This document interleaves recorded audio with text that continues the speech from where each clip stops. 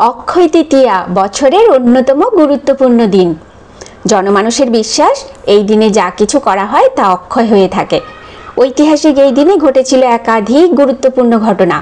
হাজার হাজার বছর পরও ভারতভূমির প্রতিটি কণায় যার ছাপ রয়ে গিয়েছে। কি সেই ঘটনাগুলি?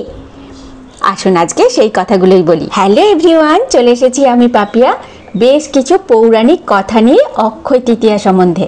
কি সেই পৌরাণিক কথাগুলো সেগুলো তো বলবোই, কিন্তু তার আগে যারা জানো তারা তো জানোই, যারা জানো না তাদের জন্য আমি পাপিয়া দুর্গাপুর ওয়েস্ট বেঙ্গল থেকে। আমি আমার জীবনে সুন্দর সুন্দর দিনের ভিডিও বানাতে ভালোবাসি বা বেশ কিছু সুন্দর সুন্দর গল্প কথা বলতে ভালোবাসি, আর সেইগুলো আমি তোমাদের মাঝে শেয়ার করতেও ভালোবাসি। আর সেইগুলো দেখে তোমরা যখন ভালো বলো তখন আমার ভীষণ ভালো লাগে।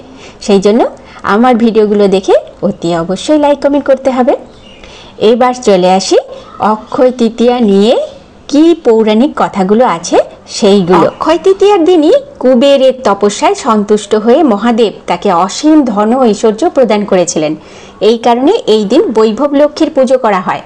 এই দিন কিছু করলে তা অক্ষয় হয়ে থাকে বলে মনে করা হয়। এই অক্ষয় তৃতীয়ার দিনই মহর্ষি বেদব্যাসের মুখনিসৃত বাণী মহাভারত আকারে লিপিবদ্ধ করা শুরু করেছিলেন গণেশ। মনে করা হয় এই দিনেই ত্রেতা যুগ শেষ ও দাপর যুগ শুরু হয়েছিল। এই দিনে কঠোর তপস্যার মাধ্যমে গঙ্গাকে পৃথিবীতে নিয়ে এসেছিলেন রাজা ভগীরথ। এই অক্ষয় তৃতীয়াতেই পুরীতে জগন্নাথের রথযাত্রার রথ নির্মাণ শুরু করা হয়েছিল। আরো বেশ কিছু আশ্চর্যজনক ঘটনা ঘটেছিল এই অক্ষয় তৃতীয়ার দিনেই।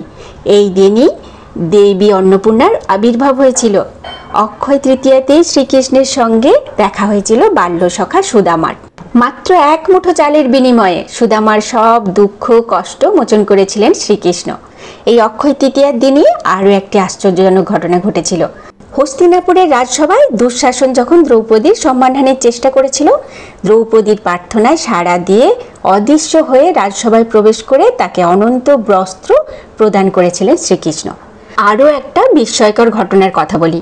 এই অক্ষয় তৃতীয়াতে হিমালয়ের কোলে 4 ধামের দরজা খোলা হয়, আর দরজা খুলে দেখা যায় 6 মাস আগে যে অক্ষয় দ্বীপ জ্বালিয়ে রাখা হয়েছিল সেই অক্ষয় দ্বীপ তখনও জ্বলছে।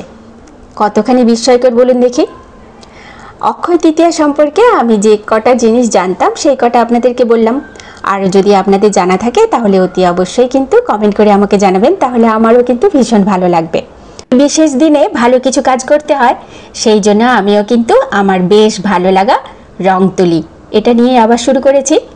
আজকে যদিও কিছু আঁকছি না, সব বোর্ডগুলোতে হোয়াইট কালার করে রাখছি যাতে বেশ কিছু ভালো ভালো ছবি আঁকতে পারি।